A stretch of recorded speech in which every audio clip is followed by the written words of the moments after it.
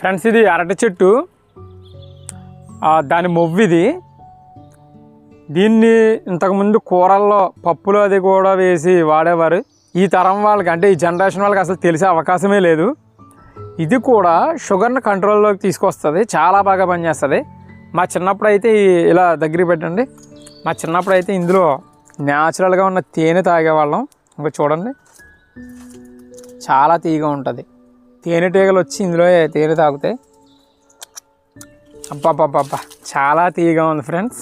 మీరు కూడా ఎప్పుడైనా తప్పకుండా మీ ఊరు పల్లెటూరు వెళ్తే ట్రై చేయండి, తప్పకుండా చాలా బాగుంటుంది.